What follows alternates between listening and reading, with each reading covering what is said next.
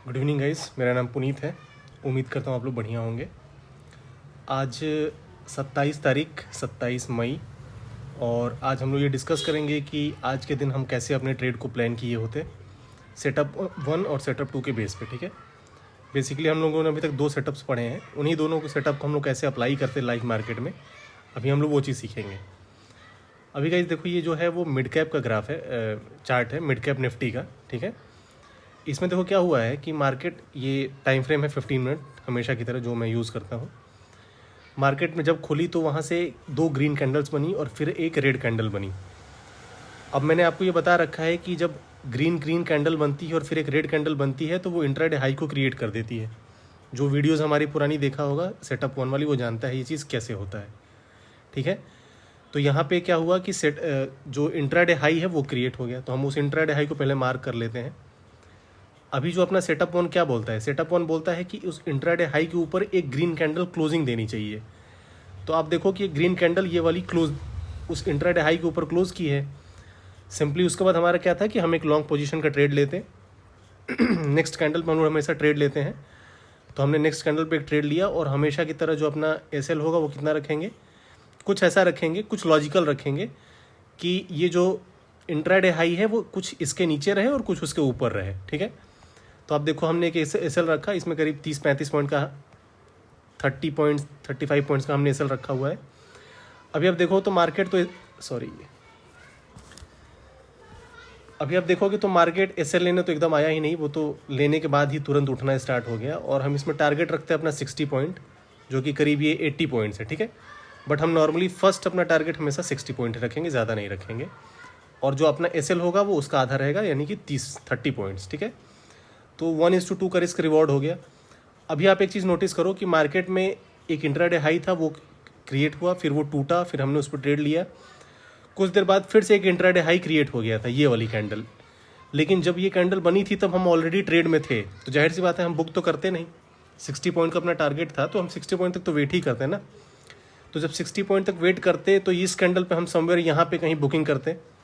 Booking करने के बाद क्या होता कि फिर से एक इंट्राडे हाई क्रिएट हुआ और उसके बाद 1 2 3 4 5 कैंडल ऐसी बनी जो इस हाई को ब्रेक नहीं कर पाई, उनके नीचे ट्रेड करती रहीं।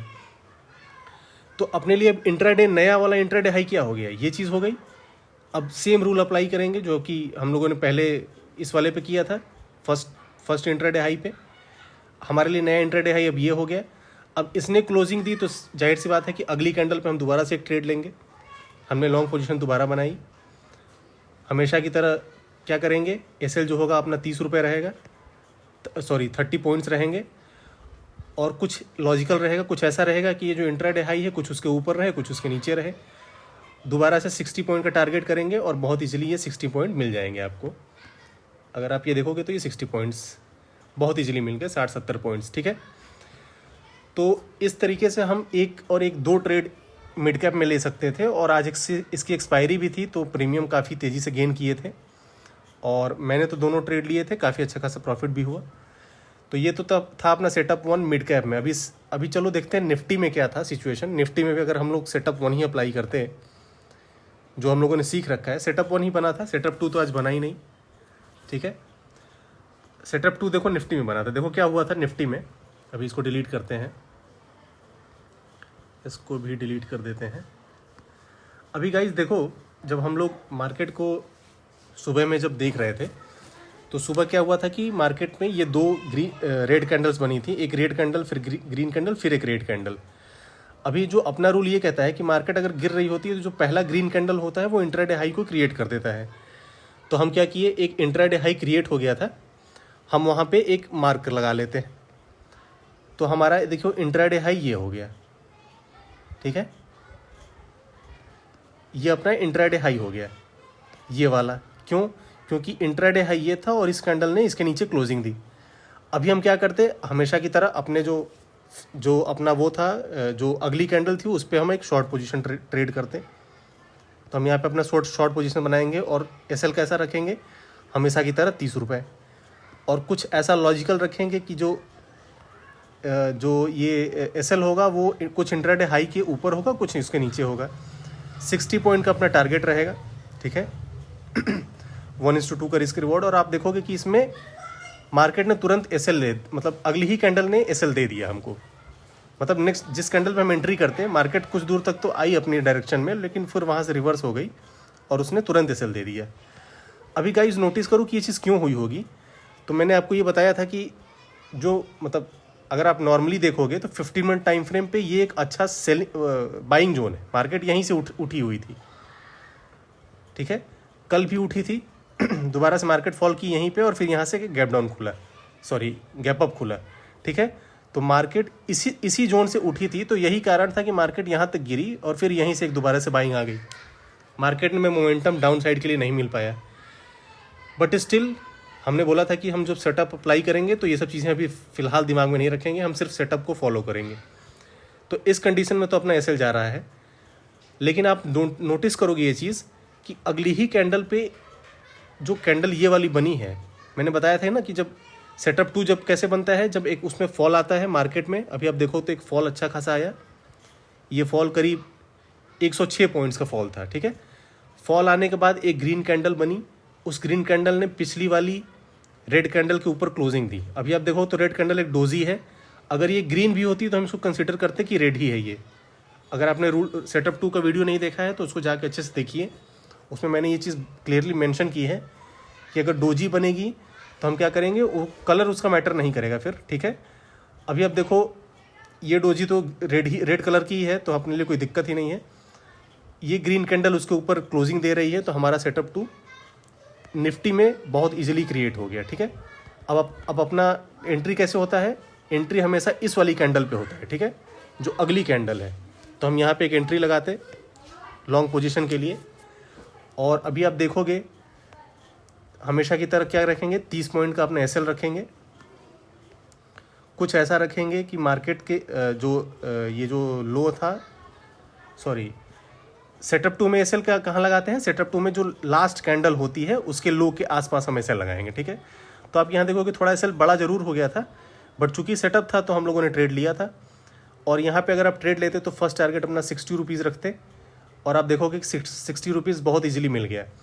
अच्छा 60 रुपीज़ ही नहीं मिले, हमने फिर एक चीज़ नोटिस की कि जब हम इसको बुकिंग करने जाएंगे तो हम एक चीज़ नोटिस कर रहे हैं कि इंट्राडे हाई भी एक जो पहले बना था वो मार्केट उस इंट्राडे हाई को ब्रेक कर रही है, ठीक है। मार्केट इस इंट्राडे हाई को ब्रेक कर रही है, तो ये चलो ट्रेड तो हो गया अपना, एक ट्रेड तो बन गया।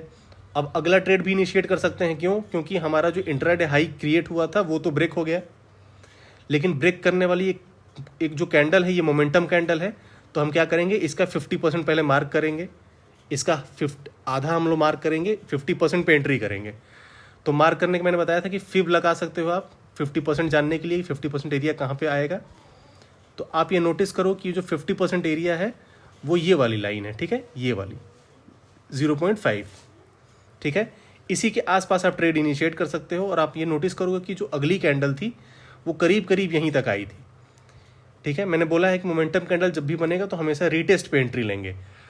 अच्छा इन केस मान लो कि आप 15 मिनट टाइम फ्रेम पे रीटेस्ट का मतलब रीटेस्ट आप अच्छे से समझ नहीं पा रहे हो कि कहाँ तक वो रीटेस्ट करेगी, फिर रीटेस्ट करने के बाद कहाँ तक उठेगी, तो आप क्या करो कि इस टाइम फ्रेम को चेंज कर लो, 3 मिनट पे लगा लो। एक बार आपको इंट्राडे हाई ब्रेक मिल गया, ठीक है, इंट्राडे हाई ब्रेक मिल गया तो आप रीटेस्ट का वेट करो। तो आप देखोगे कि 3 रेड कैंडल्स बनी, एक डोजी बनी हुई है, इसको भी रेड ही कंसिडर करो क्योंकि ये भी फॉलिंग मतलब कैंडल जो है वो गिरती हुई कैंडल है, कैंडल गिर रही थी। उसके बाद एक ग्रीन कैंडल रीटेस्ट के बाद ये वाली बनी है, तो अगली कैंडल पे अपना एंट्री बना लो, ठीक है, बहुत सिंपल है। इंट्राडे हाई जब मैंने बताया है कि जब मोमेंटम कैंडल ब्रेक करती है तो हम क्या करते हैं, रीटेस्ट पे एंटर करते हैं। और हम अपना एसएल क्या लगाएंगे, हमेशा की तरह 30 पॉइंट, और कुछ ऐसा एसएल लगाएंगे कि जो इंट्राडे हाई के कुछ ऊपर रहे और कुछ नीचे रहे, ठीक है। अभी आप 60 पॉइंट इसमें टारगेट करो तो शायद 60 पॉइंट तो नहीं मिल पाते, मार्केट कुछ दूर जाने के बाद दोबारा से फिर वापस आ गई थी।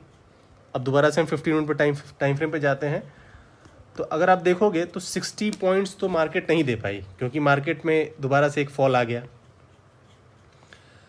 और अभी क्या करते, मान लो कि तुम्हारे अंदर लालच नहीं होता तो शायद आप ट्रेल करते, मतलब मैंने तो ये ट्रेड लिया था तो मैंने कॉस्ट पे काटा था, लेकिन अगर आप चाहते तो ट्रेल करके इसमें कुछ रुपए बहुत इजीली बना सकते थे। 30-40 रुपए तो नहीं मिल पाते आपको, बट 20-22-25 रुपए बहुत इजीली मिल जाते। चलो ये तो हो रही हमारे निफ्टी में कॉल साइड में हम एंट्री कैसे कर सकते थे। अभी पुट में देखो सेटअप बना है कि नहीं बना है, ये देखना है आपको। तो देखो पुट में अभी देखो मेरे को क्या दिख रहा है कि मार्केट यहाँ से उठना स्टार्ट हुई थी, अपने को सेटअप 2 बना था, बहुत इजीली हमने ट्रेड लिया। लेकिन मुझे लगता है कि यहाँ पे भी एक सेटअप 2 बनना चाहिए था। जैसे यहाँ पे देखो एक ग्रीन कैंडल थी और एक बड़ी सी रेड कैंडल बनी है। तो अगर पुट का ग्राफ आप देखोगे तो ये पाओगे कि ये वाली कैंडल तो रेड होगी, लेकिन अगली कैंडल ग्रीन होगी। देखो हम करके दिखाते हैं इस चीज़ को।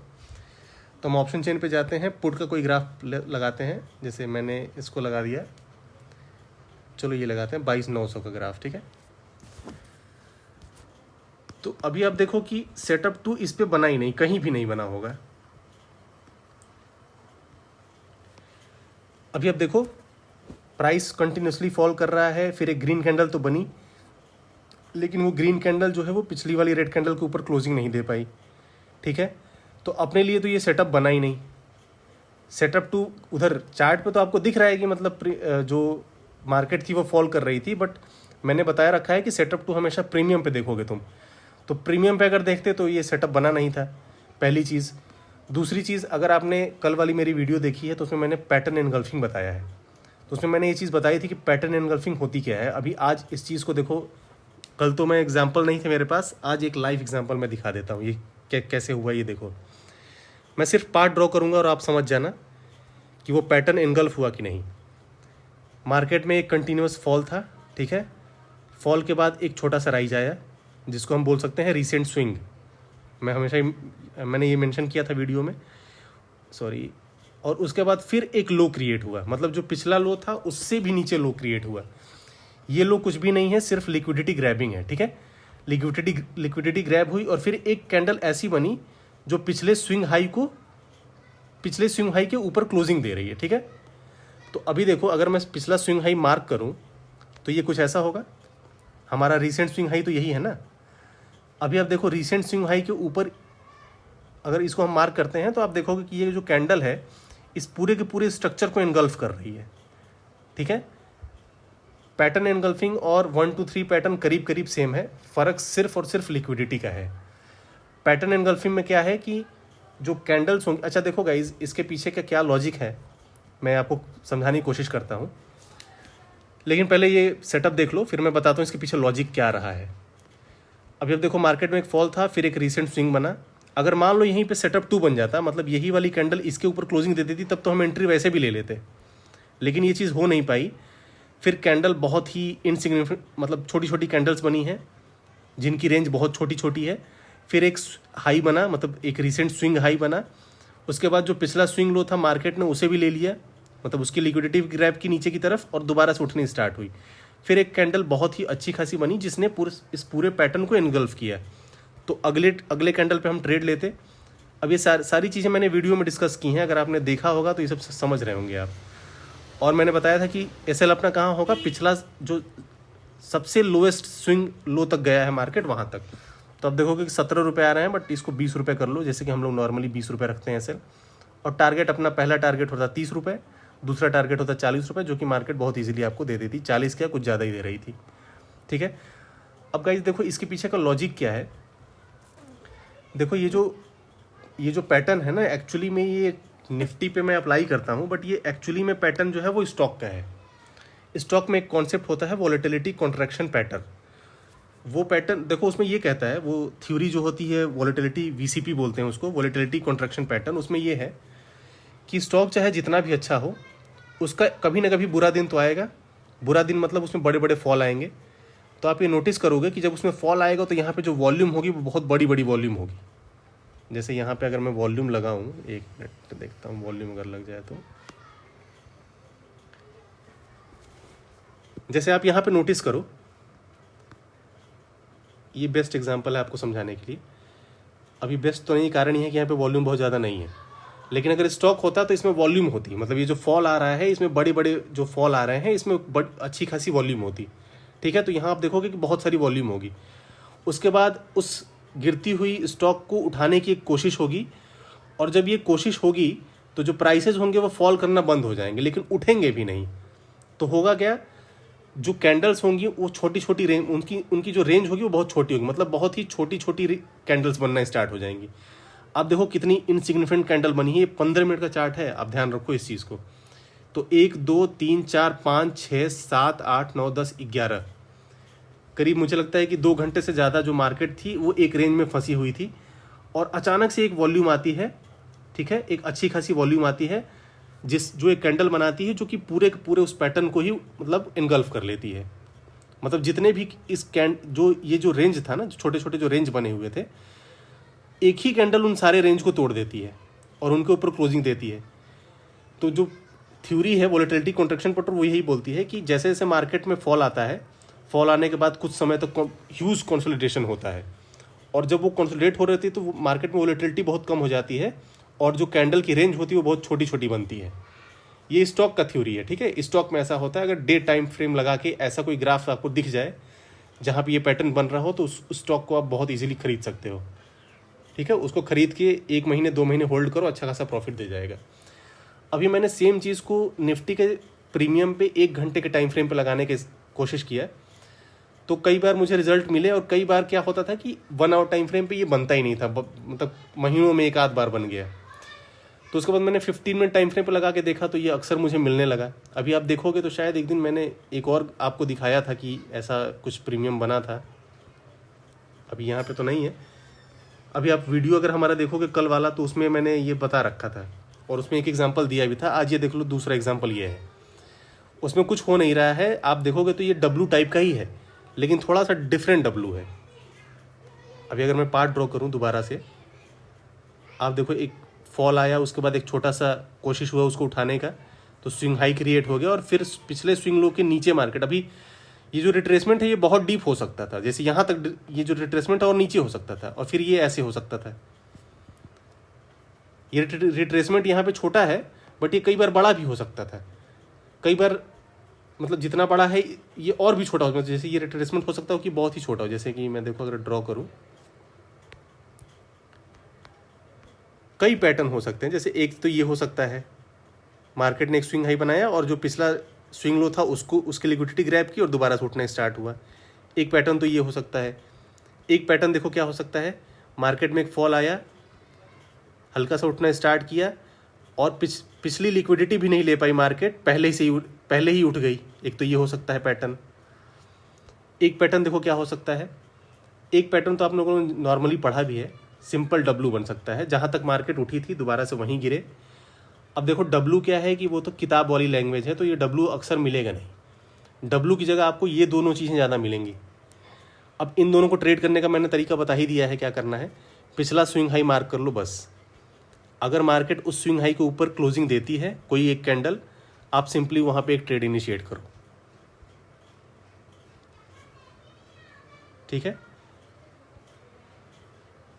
अगर ऐसा कुछ बनता है तो आप यहाँ से अगला एक ट्रेड इनिशिएट कर सकते हो। तो उम्मीद करता हूँ कि आप इस पैटर्न को आप समझ रहे हो। ये जो पैटर्न एनगल्फिंग है थोड़ा कॉम्प्लिकेटेड है। अभी इसको आप अगर लाइव मार्केट पे 2-3 बार 4 बार अप्लाई करोगे, जैसे ये रोज़ नहीं बनेगा, कभी कभी बनेगा, 3 दिन 4 दिन में एक दिन दिख जाएगा ऐसा। लेकिन मैं आपको रियलिटी बताता हूँ, जब भी दिखेगा एक अच्छा खासा प्रॉफिट। जैसे यही देख लो, 63 वाला प्रीमियम जो था वो चला गया था 120, मतलब ऑलमोस्ट डबल हो गया, वो 60 का प्रीमियम 120 हो गया। तो उम्मीद करता हूँ ये पैटर्न आप समझ गए हो। अभी देखो मैं लास्ट में एक चीज़ और बताऊँगा, वो है अपना ज़ीरो हीरो करने का तरीका। देखो ज़ीरो हीरो के लिए जो मैंने आज किया था वो था मिड कैप निफ्टी में। अब देखो ज़ीरो हीरो में थोड़ा सा डिस्कशन थोड़ा मतलब बहुत डीप तो नहीं होगा, लेकिन इसमें मैं ऑप्शन चेन खोल के दिखाता हूँ।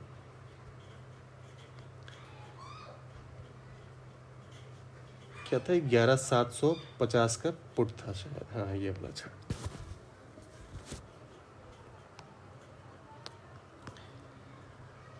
देखो मैं कैसे करता हूँ, मैं वो चीज़ बताता हूँ आपको। ज़ीरो हीरो करने का मेरे लिए सबसे बढ़िया टाइम कौन सा होता है, 2 से लेके 3 बजे तक। अभी मैं जाता हूँ 2 बजे से लेके 3 बजे तक मार्केट को देखता हूँ, तो आप ये नोटिस करोगे कि जो स्ट्राइक प्राइसेस होंगे उनके प्रीमियम एक ऐसा समय आएगा जब बराबर बराबर हो जाएंगे। मतलब कि जैसे ये देखो 11,750 का पुट का ग्राफ है ये, ठीक है।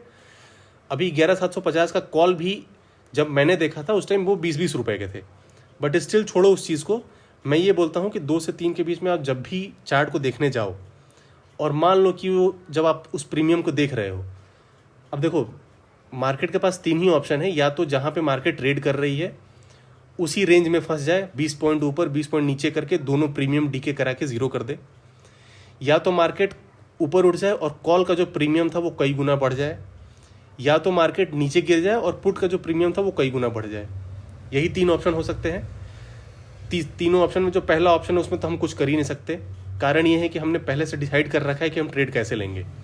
हमारा ट्रेड करने का तरीका बहुत सिंपल है कि जब भी हम किसी प्रीमियम को देखेंगे 2 से लेकर 3 तक, 2 बजे से लेकर 3 बजे तक किसी प्रीमियम को देखो, मान लो कि वो 20 रुपये पे ट्रेड कर रहा है। जैसे ये वाला जब मैंने देखा था तो ये 20 रुपये पे ट्रेड कर रहा था, ठीक है, 20 के आसपास ये ट्रेड कर रहा था।